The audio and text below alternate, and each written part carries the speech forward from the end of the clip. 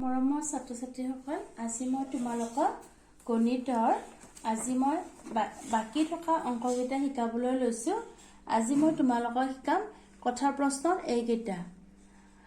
তোমালোকে মই ইয়াত কৰি দিম, তোমালোকে আগতে প্ৰশ্নটো তোমালোকে বহীত লিখি ল'বা। এতিয়া বনাচোন, মই ইয়াত কৰি দেখাই দিওঁ।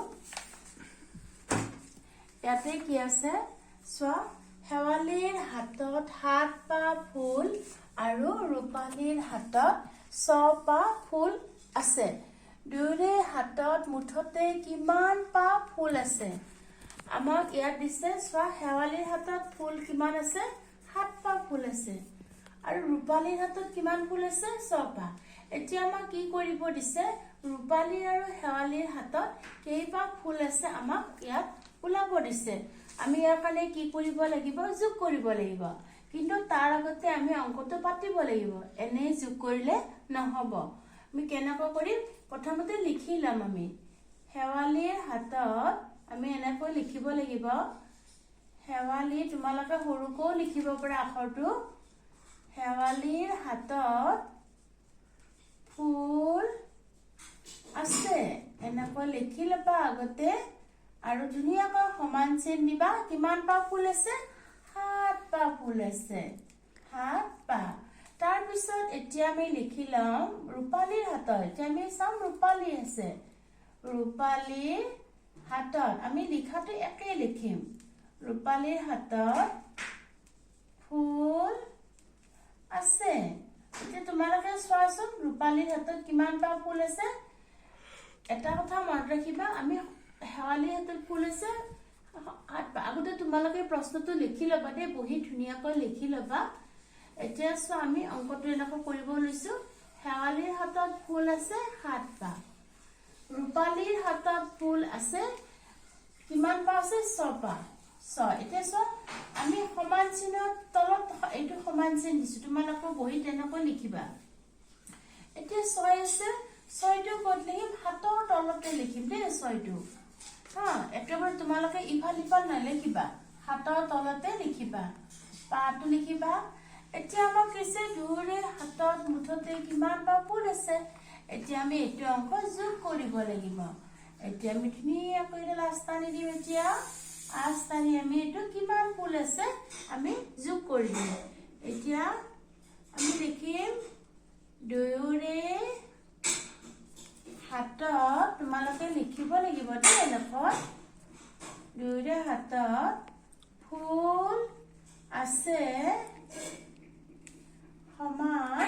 সমান চিন দিব লাগিব। কি কৰিম আমি? এইটো কৈছিলো নহয়, যোগ কৰিব লাগিব। এইটো 7ৰ লগত 6 যোগ কৰা।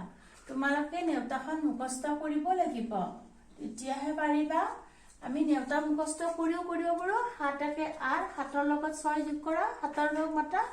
7 একে 8, 7 2 9, 7 3 10, 7 4 11, 7 5 12, 7 6 13 পালো আমি।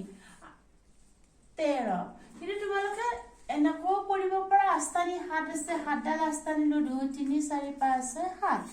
6টো আছে 6, 1 2 3 4 5 6, 1 2 3 4 5 6 7 8 9 10 11 12 13। এনেকৈ যোগ কৰিও কৰিব পাৰা। কিন্তু নেওতাখন মুখস্থ থাকিলে তোমালোকৰ অতি সোনকালে হৈ যায়। অংকটো কৰোঁতে তোমালোকৰ টাইমে নালাগে। আমি এতিয়া কিমান পালো? এনেকৈ তোমালোকে ধুনীয়াকৈ লিখিব লাগিব। উত্তৰ আমি কিমান পালো? 13 পাহ। তাৰমানে শেৱালি আৰু ৰূপালীৰ হাতত ফুল কিমান পাহ আছে? 13 পাহ ফুল আছে। এতিয়া আমি উত্তৰ বুলি লিখিম। এতিয়া আমি অংকটো কৰিলোহে। এতিয়া আমি বহি ধুনীয়াকৈ উত্তৰ বুলি লিখিব লাগিব। ইয়াত সমান চিন দিবা। আমি উত্তৰ কিমান পালো? 13 পাহ ফুল। 13 পাহ ফুল আছে। উত্তৰ আমি এনেকৈ লিখিব লাগিব। তোমালোকে নিশ্চয় বুজি পাইছা। অংকটো ধুনীয়াকৈ কৰিবা দেই। অংকটো বহীত পিছতো আছে। আৰু এতিয়া মই 1 নম্বৰটো তোমালোকক কৰি মই দেখুৱালো। এতিয়া মই তোমালোকক 2 নম্বৰটো কৰি দেখুৱাম। তোমালোকে 2 নম্বৰটো বহীত লিখি ল'বা। কি আছে 2 নম্বৰটো? তোমাৰ লগত 8খন সাধু কথাৰ কিতাপ আৰু 11খন জীৱনীৰ কিতাপ আছে।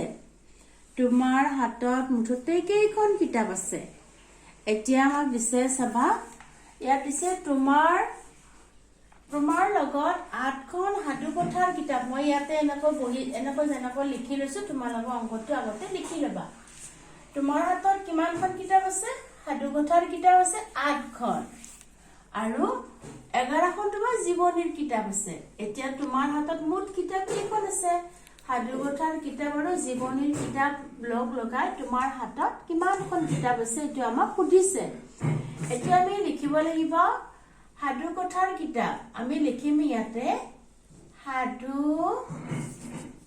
সাধু কথাৰ কিতাপ আছে সাধু কথাৰ কিতাপ আছে এনে সমান চিন্তি কেইখন আছে চোৱা তোমালোকে কেইখন আছে 8খন আছে সাধু কথাৰ কিতাপ 8খন আছে সাধু কথাৰ কিতাপ আছে 8খন তাৰ পিছত আমি এতিয়া লিখিব লাগিব জীৱনীৰ কিতাপ কেইখন আছে জীৱনীৰ কিতাপ আছে কেইখন আছে চোৱা তোমালোকে কেইখন আছে 11খন তলে তলে পাতিবা আগতে মই শিকাই দিছো নহয় 8ৰ তলত এটা দুটা সংখ্যা আছে ন এটা সংখ্যা 8ৰ তলত আহিব এটা সংখ্যা বাওফালে আহিব এটো আমাৰ সোঁফাল আৰু ইফালে বাওফাল এতিয়া আমি খন লিখিব লাগিব 11খন মই যেনেকৈ অংকটো পাতিছো তোমালোকে তেনেকৈ পাতিবা এতিয়া আমি ধুনীয়াকৈ আস্তানি দিলো এডাল আমাক সুধিছে মুঠ কিতাপ কেইখন আছে এতিয়া আমি লিখিব লাগিব মুঠ কিতাপ আছে এনেকৈ আমি লিখি লব লাগিব দে এতিয়া সমান চিনৰ তলত সমান চিন আহিব ধুনীয়াকৈ চোৱা মই কেনেকৈ দিছো সমান চিন পুৰা সমান গোটেইকেইডাল সমানত আহিছে এতিয়া আমি যোগ কৰিম এটো যোগ কৰিব লাগিব 8ৰ লগত 1 যোগ কৰা কিমান হ'ব আস্তানি নকৰিলেও হৈ যাব এটো মুখে মুখে কৰিব পাৰিবা 8ৰ লগত 1 যোগ কৰিলে 9 8 থাকে 9 ইয়াতো একো নাই ইয়াতো একো সংখ্যা নাই কিবা সংখ্যা আছে নেকি চোৱাচোন একো সংখ্যা নাই কাৰণে অকল 1 আছে 1 তো অকলে আহি যাব নিজে আহি যাব কিমানখন হল 19খন আছে এতিয়া কিমানখন থাকিল তোমাৰ লগত কিতাপ 19খন উত্তৰ আমি লিখিব লাগিব উত্তৰ আমি কি পাম